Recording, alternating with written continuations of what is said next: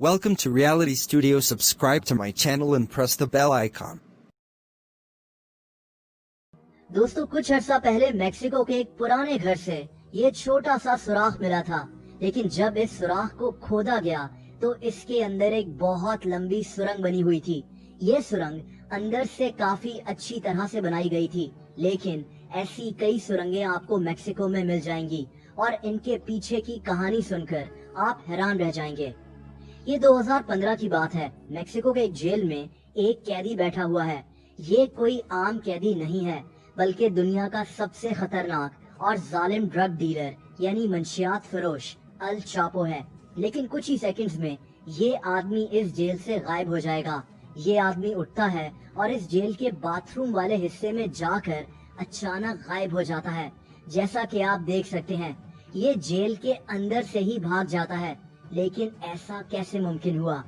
अल Chapo जिस jail में कैद था, उससे 1.5 किलोमीटर दूर खेतों में एक फार्म हाउस बना हुआ था और इस फार्म हाउस से एक सुरंग खोदी गई जो सीधा अल चापो के जेल के कमरे में जाती थी, जहां से ये आदमी बासानी फरार हो गया। लेकिन जुर्म करने वाला कितना भी चालाक क्यों ना हो, वो एक न एक दिन पकड़ा जरूर जाता है और कुछ ही अरसे के बाद अल चापो को फिर से गिरफ्तार कर लिया गया था। अल चापो मेक्सिको में सिनालोआ नाम के एक गैंग का सरबराह था। इस जालिम इंसान की वजह से मेक्सिको में कई हजार लोग मौत का शिकार हुए हैं, लेकिन इसके साथ साथ इसको दुनिया का सबसे बड़ा ड्रग डीलर भी कहा जाता है। ये आदमी मेक्सिको से अमेरिका ड्रग्स ले जाने में माहिर था, लेकिन ये ऐसा कैसे करता था? ये ड्रग्स को मेक्सिको से अमेरिकन शहर नोगलेस लेकर आता था। ये अमेरिकन शहर मेक्सिको के बॉर्डर पर है। यहाँ अमेरिकन फोर्सेस बहुत सख्त सिक्योरिटी रखती थी, लेकिन अल चापो ड्रग्स को जमीन के नीचे से लेकर जाता था। इसको सुरंग यानी टनल्स बनाने का माहिर समझा जाता था। 1990 में अमेरिकन पुलिस को पहली दफा नोगलेस में एक सुरंग मिली और जब पुलिस इसके अंदर गई तो ये लोग हैरान रह गए। ये सुरंग 300 फीट लंबी थी। इसके अंदर बिजली तक मौजूद थी। ये टनल अमेरिका से शुरू होकर मेक्सिको के एक घर के बेडरूम में निकली।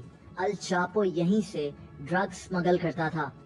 दोस्तों, अल चापो ने मेक्सिको से अमेरिकन शहर नोगलेस तक ऐसी बेशुमार सुरंगें बनाई हुई थीं। इसके पास एक पूरी टीम थी जो ये काम करती थी। ये सुरंगें हर जगह मौजूद थीं। खेत, बेडरूम्स, बाथरूम्स, पुरानी बिल्डिंग्स, पुराने घर।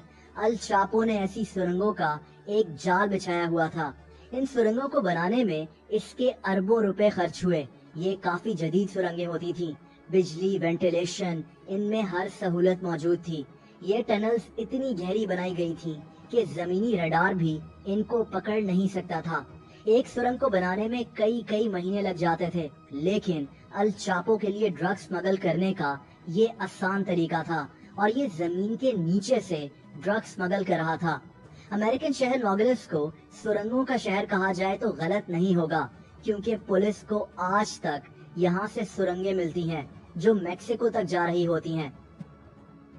वीडियो के शुरू में मेक्सिको के घर से मिलने वाला जो सुराख मैंने आपको दिखाया था, वो भी इन्हीं सुरंगों का एक हिस्सा था।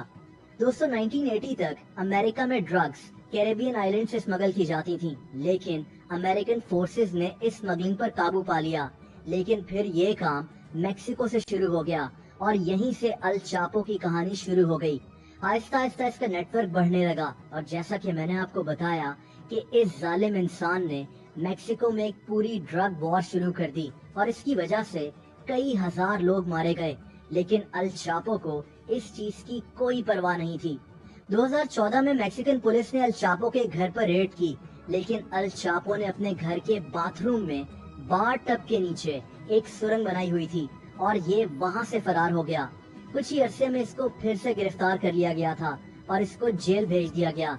लेकिन जैसा कि मैंने आपको वीडियो के शुरू में बताया कि 1 साल के बाद ये इस जेल से भी एक सुरंग के जरिए भाग गया।